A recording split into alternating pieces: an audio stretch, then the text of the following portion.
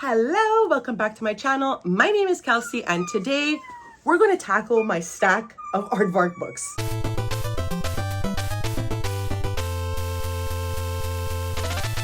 So I am a monthly subscriber to aardvark books, these little guys over here, because of their really great selection on new releases, specifically in the horror genre. Now you might be thinking to yourself, if you're so passionate about these books and you love this book box, which I do, have you read any of them? Are they successful? And the answer to that, my friends, would be no. I have not read a single book that aardvark has shipped and delivered to my humble abode. I have not read a single one. And that, my friends, is what we will be tackling today. I decided because I don't know exactly which ones I'm aiming for, what I want to read, I will be picking them out of my little bat TBR mug. There are some books that I would prefer to read over others. I do have some in here that I'm getting in the new shipment. Hopefully it's coming today. We'll see. If I end up picking them out, I'll just re-put them in and re-pick them. I've been waiting since I created this little mug to pick out my first book. I'm so excited for this vlog. So let's pick out the first one.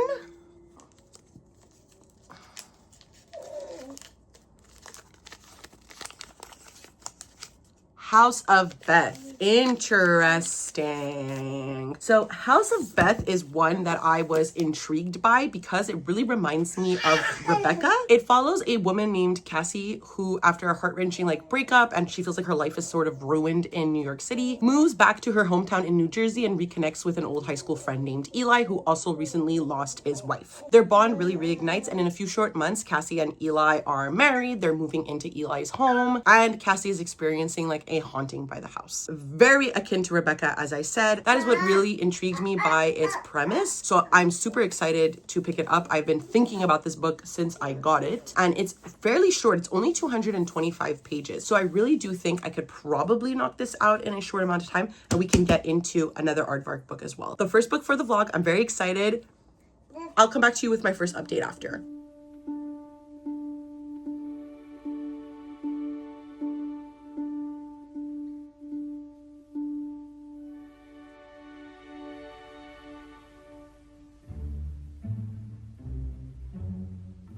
Hello, I hope my microphone works this time because it didn't work in the video that I just posted, the last clip for it. And I'm really confused why, and I'm hoping it's just user error and I did not turn this microphone on because I have the oven on. I currently have potatoes a-roastin', and I did want to talk about my initial thoughts of House of Beth. I'm currently 60 pages in, but I thought that this would be a good place to stop to just talk about my initial feelings. So far, I'm really enjoying it. Our main character named Cassie is a stereotypical type of woman in a thriller, I guess.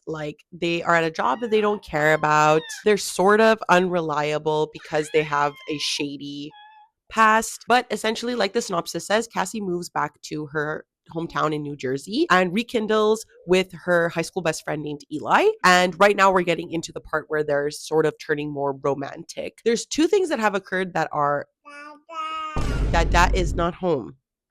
It's mama. No, Dada n'est pas ici. No. It's mama. So there's two things that have happened in here that's really interesting. The first of which is that our main character, Cassie, has a stalker that's casually mentioned and is the causation for the breakup that she has with her girlfriend Lavender, because she's worried that her girlfriend's going to get hurt if they move in together. They decide to break up, and this instills the leaving to New Jersey, as well as her boss getting a stroke. And I feel like it was too much for Cassie. She decided to leave. Honestly, an initial weird beginning, but whatever, fun. And then in the town of New Jersey, we have the man, Eli, that she's slowly developing a relationship with because his wife has passed. And we're led to believe that it's a very tragic story, very sad. We don't know how she died yet, but we are getting perspective chapters from Beth. So far we've only had one. It was weird. It's sort of insinuating, I guess, that she was murdered, but she doesn't exactly know how, and that she is able to watch the house. She sees what's going on. So it is more direct, I think, than Rebecca. Rebecca haunted the house, through the minds of our two main characters in the book. And this is more of a direct haunting, it seems, at least. I'm going to continue reading it at least until part 2, which is about at the 130 page mark. And then I guess we can see from there my thoughts on the book. So I'm going to continue listening to this while I'm making supper, and we'll see where I get to tonight. Hello, so I have just passed part 2. I'm at page 140. 42, and I can't say I'm not enjoying this, honestly. I'm having a great time.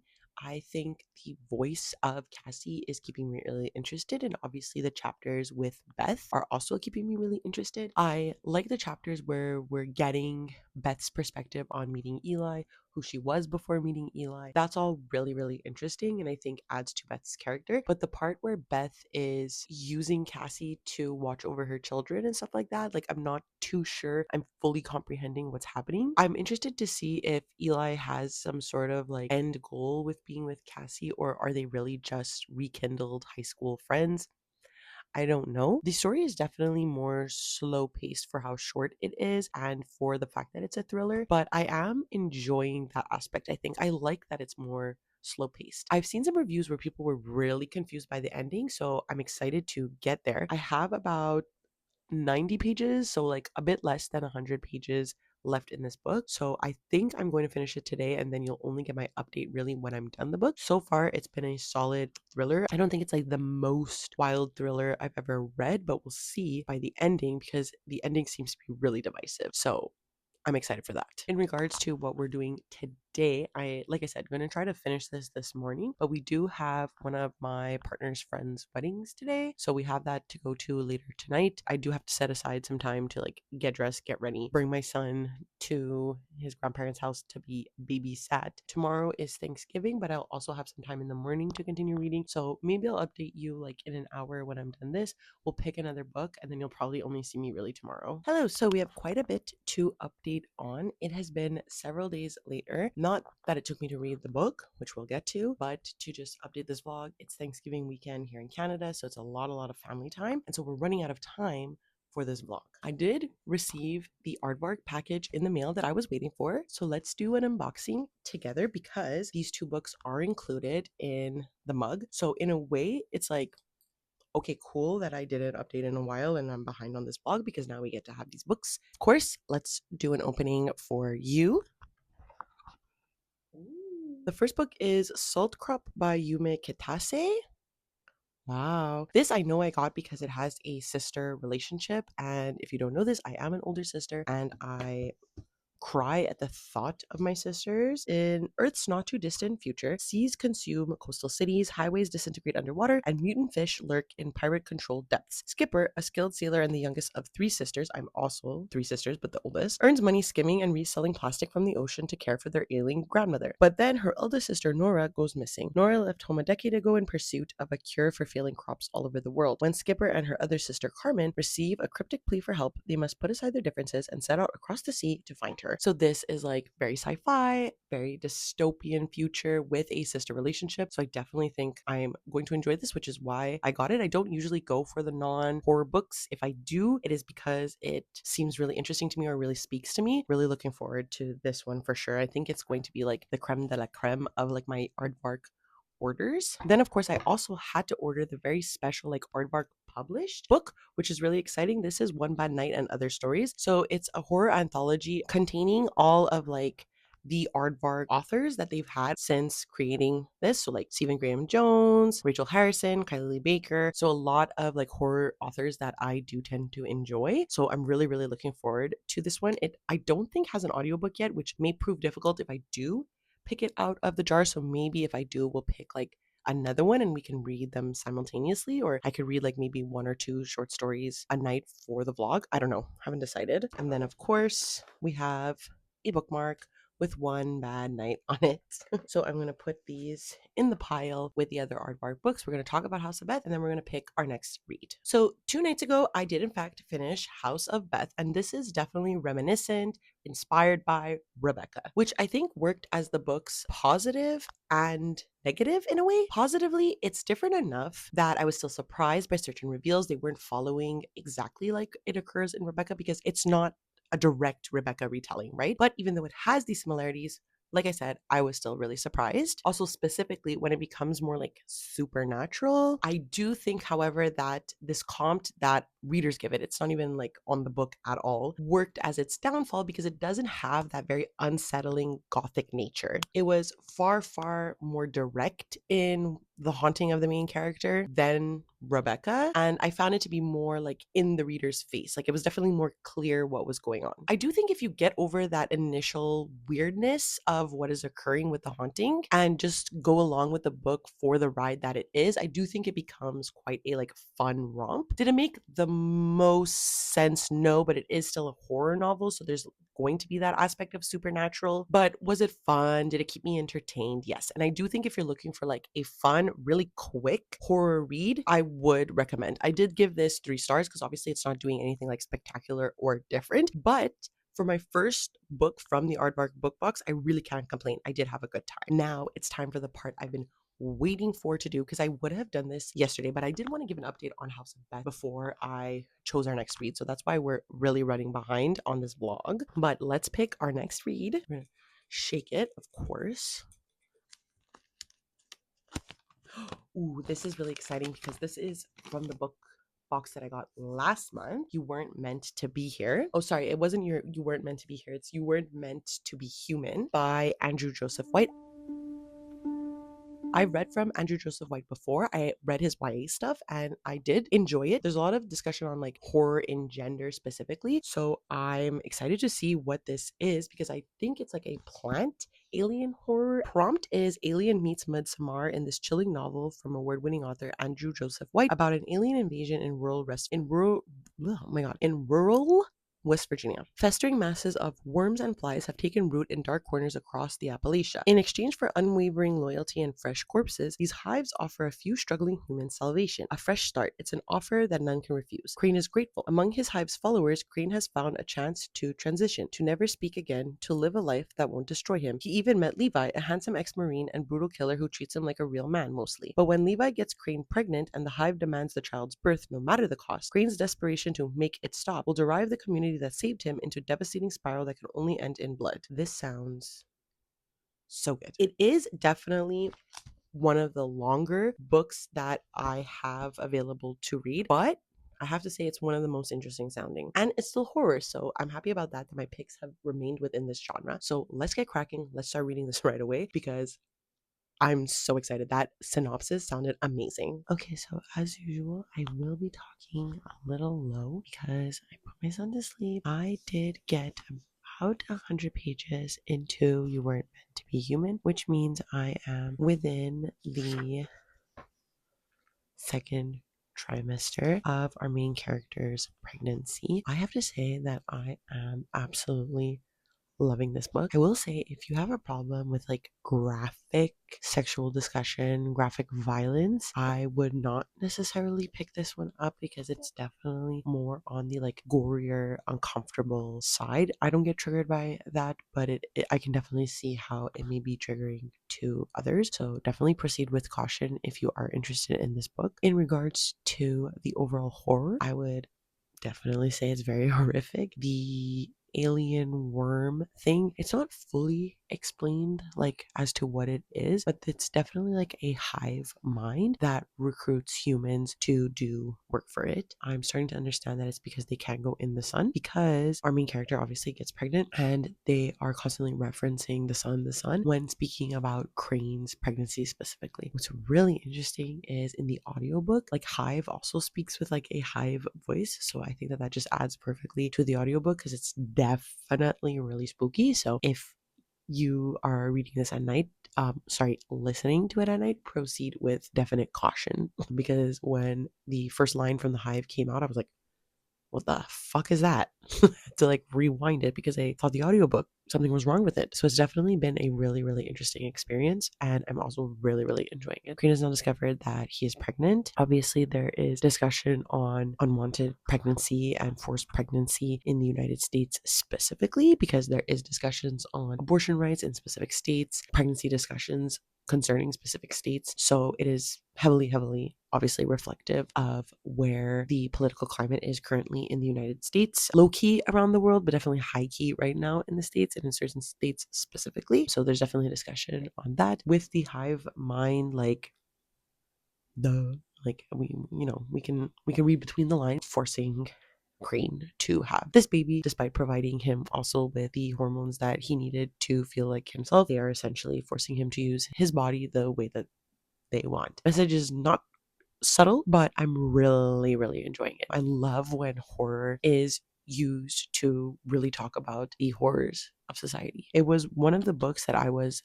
really hoping I would get in this challenge. I'm definitely going to continue reading this. We're going to see where I'm at by the end of the night, but you're only going to talk to me tomorrow. Also, my son is starting daycare, in fact, in the morning. So I might not be the jolliest of people when I update you. I might be quite sad. I might be quite nostalgic. I might be feeling quite melancholy. So we'll see tomorrow. Hello. Hopefully you don't hear my son's Jolly Jumper in the background, but he's currently playing in it for independent time. He's also watching me. We had his first morning of daycare today, and I handled it to the best of my capabilities, but it's really sunny. It was definitely like really hard for me. Obviously, like he's, a piece of me, and he's gone. He's going to be gone for hours at a time in the day. So while I know I'm going to appreciate gaining my agency back, becoming like a human again, it's obviously like still a depressing thing to go through. But what we're here actually for is my thoughts on You Weren't Meant to Be Human, because I did get to part 3, essentially the third trimester, and I'm really, really enjoying this still. I definitely think that this could be a 5 stars. We're really going to see how the last third of the book goes. If it goes the way that it's going, which I hope it is, it's definitely like a 5-star read. I didn't really discuss the like more gendered dynamics of the book, but obviously Crane is a trans man going through a pregnancy is extremely dysphoric for him and mentally draining on him in ways that I think motherhood can be on a cis female, but definitely, obviously, more dysphoric for a trans man. So while this novel is definitely discussing motherhood, discussing bodies that can be pregnant in the United States, we have to take the gender dysphoria into consideration as well when reading it. And I think, obviously, as a trans man himself, Andrew Joseph White is tackling this extremely well. It's very, very, very unsettling. I'm extremely uncomfortable while reading. So I think that if you are, like I said yesterday, very sensitive to like gore and stuff, I don't know if I would recommend people picking this up. It is very graphic in its language as well. So if you're very sensitive to hard language, not necessarily slurs, but definitely like graphic details of like sexual endeavors and stuff like that, like I wouldn't pick this up if I were you. It makes me uncomfortable, but not in a way where I can't read the book. I'm actually enjoying it despite those things. So much so that I'm thinking of picking up the 2 books of Andrew Joseph White's that I have not read. I read his debut YA novel. I did enjoy it. I gave it a 3.5, but I never picked up anything from him since because I was worried that it was just going to remain 3.5s. But because this one is so good, I think I'm going to pick up the others. In general, I think, recommend him as an author. I think he's really doing amazing work for the horror genre, and specifically with this one in regards to discussing like gender dysphoria and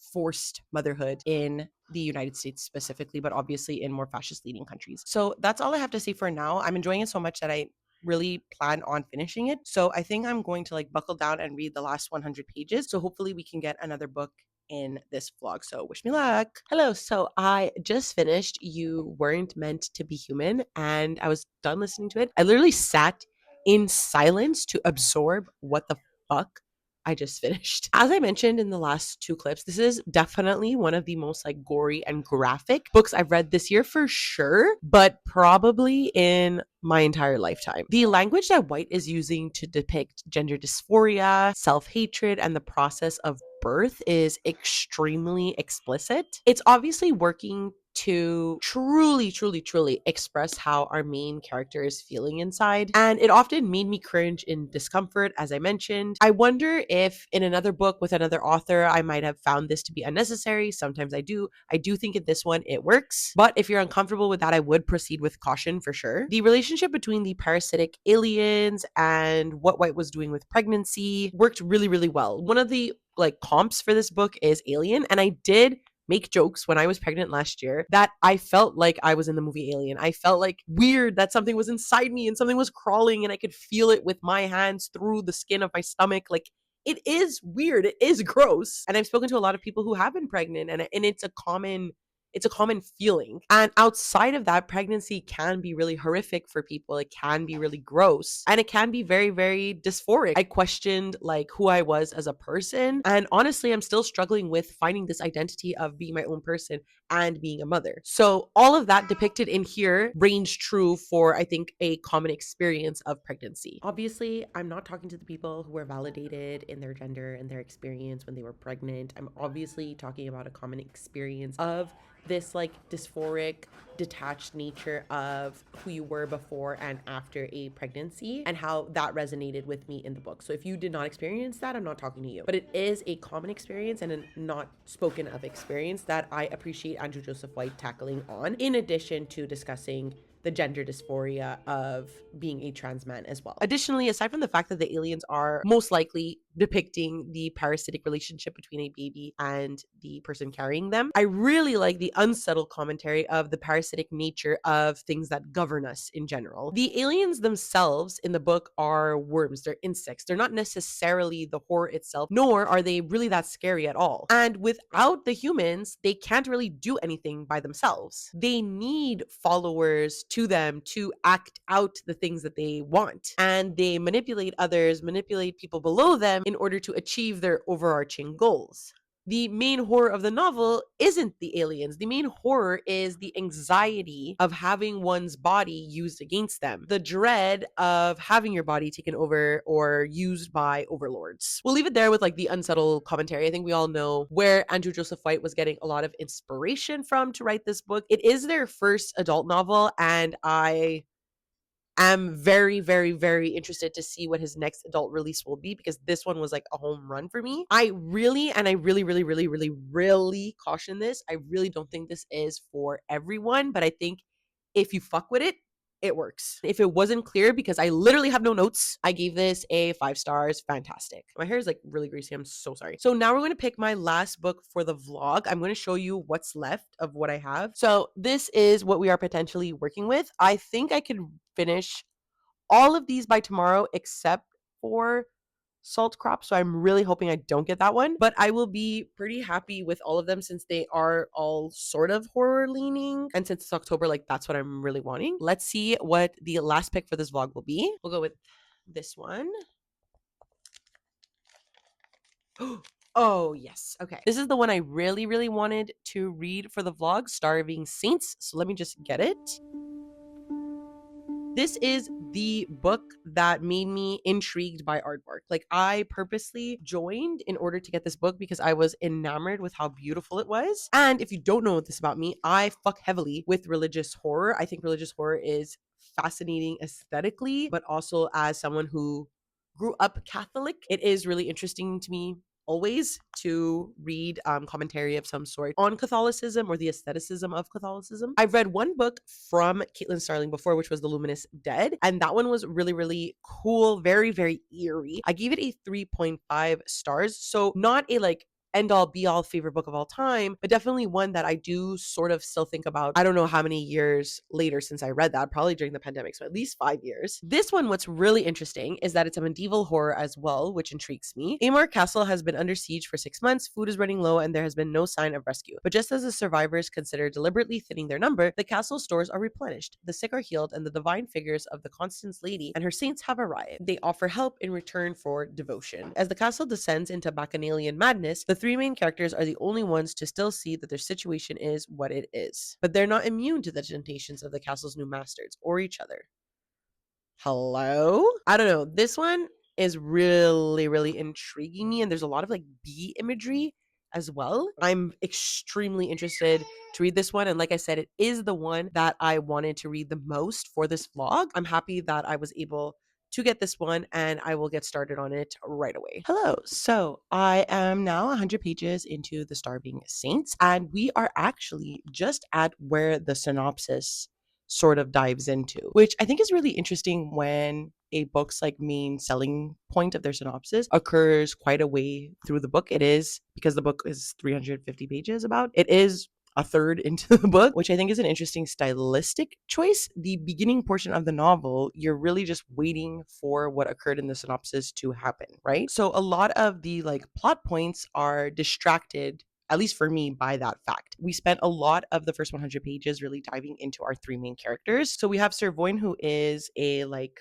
knight, and she is the most like initially devout to the saints that come. And then we have Focine, who is a sorceressy priestess type of figure who is really trying her hardest to create food because the castle that they are currently residing in is having a shortage of food, essentially. As she is a sorceress, she has been tasked with trying to create something out of nothing. And Sir Voin was sent to her chamber sort of to like help her. So there's like this like unwanted friendship, I guess, brewing there. And Fosni is really, really trying hard. The meat that's in the kingdom is the meat that's available around them. You know what I mean? Hold on, let me just see what my son is doing. You're being silly.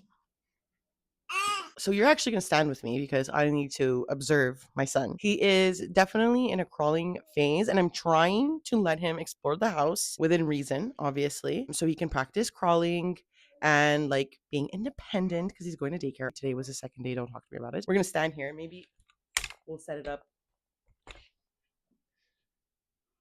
Maybe we'll set it up like this so that I can observe him in the kitchen while still talking to you guys. So the last character I think I was talking about was Trela, and Trela is from Sir Voin's past. So she has revenge intentions while at this castle, but she seems to be just a like serving girl in regards to like her position in the castle so far, and that's really like her plot. Now, at the point that we're at in the novel, there are people that have come to the castle and they're dressed as the like saints that they worship. Some people believe that they are the saints. Sir Voin and Fosni specifically, they believe that the saints are here obviously to save them because they are both in a time of need, like aside from like eating, they have other motives. And the like high priestess, so Fosni's like boss, I guess, who is a worshiper of the saints, doesn't believe that these are the saints. She doesn't understand how they have come about, right? Because when you spend your entire life devoted to something that never makes a physical appearance, I think it's hard to then believe when the physical appearance arrives. You think that there's some sort of like catch here. And that's definitely where we are at in the plot because they have brought food, they have brought fruits, vegetables. We have some characters that are suspicious of it at least. What would be interesting to me is if the food that they are ingesting is all like made up in their heads. There's some sort of like magical aspect to this that it's not real because we spend a lot of Fosni's chapters talking about how she's trying to create food out of nothing. Would people still be hungry if they were able to create their own source of food within themselves? Would they be able to be fed nothing and believe that they are being fed and so therefore they're not hungry anymore? So she's had these talks herself because she's trying to create food out of nothing. So I think that that would be like the most logical and interesting take that this book could do, is that these mythical figures that they are being perceived as saints aren't actually saints and rather a more nefarious thing, especially because it is listed under horror, right? Medieval at that, but horror. I would believe that that's where the book is likely to go. It is interesting. I wouldn't say it's the most engaging writing, but I did experience this with The Luminous Dead with Caitlin Starling. I find she's a very, very descriptive writer. Sometimes that's lacking in dialogue that I think breaks up a lot of descriptions. And that's mainly what we were experiencing in the first third. So we'll see how this goes now that the characters are interacting with one another more and interacting with these like mythical beings. We'll see how it arises from there. I'm going to make myself a coffee. I'm going to listen to some more of it. We're probably going to go on a walk. Usually I would listen to another book on our walk, but because I really, really want to finish this book today, at most early tomorrow, I think I'm just going to listen to this while we're on our walk. I just need to get like spinach and a couple of things for supper tonight. So, see ya.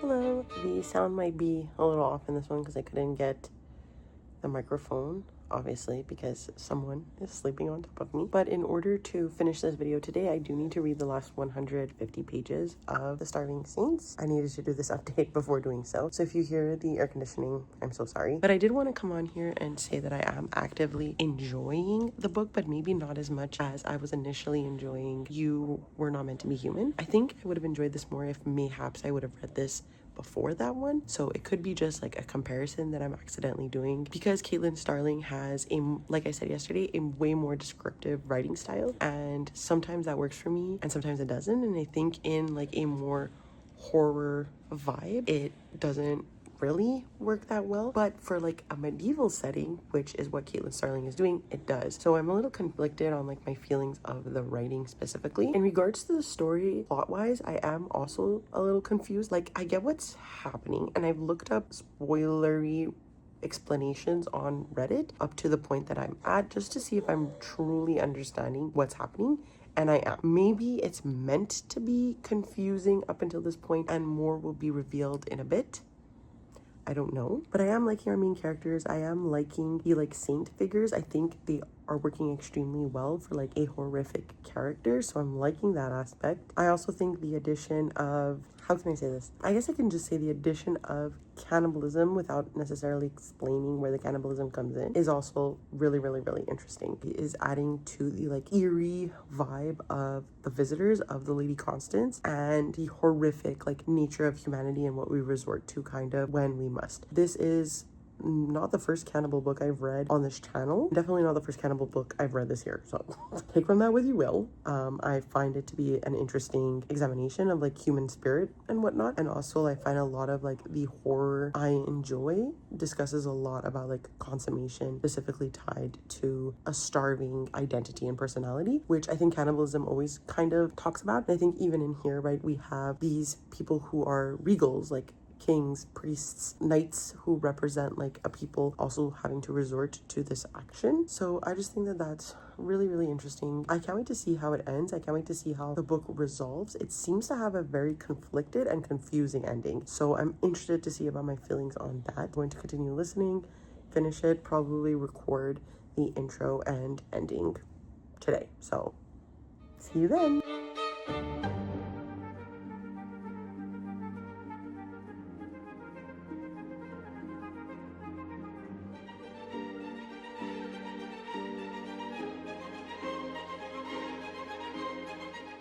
Hello, welcome to the end of the vlog and welcome to my final thoughts about The Starving Saints by Caitlin Starling. First of all, I just want to say what a relief to not have to record an intro right now. Am I right, ladies? I hate recording intros and I'm just so relieved that I started this big brain energy with an intro. I'm going to say that I actually think the ending of this book is what saved it. I was so intrigued by what was happening at the ending, and I think it made for a really interesting reading experience. I just wish that the way that the ending was written was how the rest of the book was written. Having read from Starling before, I think I said this already in my vlog clips, but I can definitely see that she is a lover of descriptions, which I do think always work in her novels. The creepiness of the saints and the castle really seeps in, and I think it really helps to put readers in the given scenario that she's trying to put them in. I do, however, sometimes think that this is her downfall as well, because I was so bored at the beginning before the horrors commences, because like I said, again, the synopsis really only starts to reveal itself 100 pages in. This also really made me feel confused at times, like I mentioned in the last clip as well, and I was still having to read spoilery discussions even as I was getting closer to the end of the novel, because I just really wanted to make sure I was understanding what was going on, because I was so confused. Like I said, the last 100 pages are really what elevated the book for me, and it raised what was going to be a 2-star book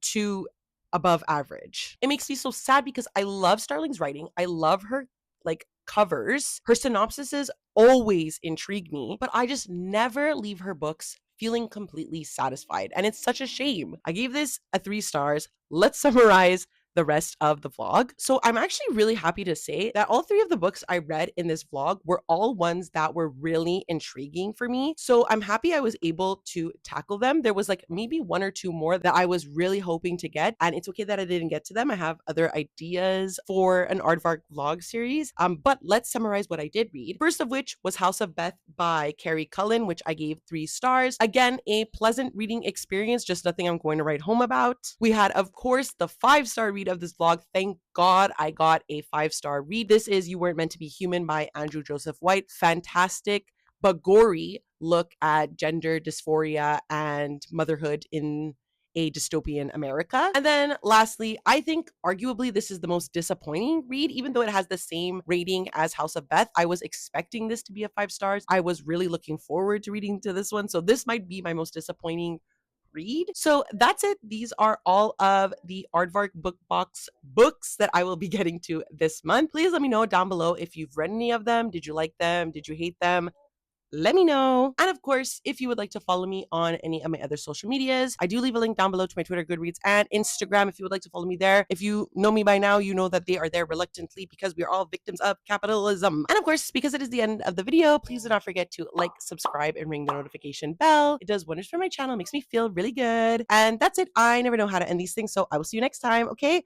Bye!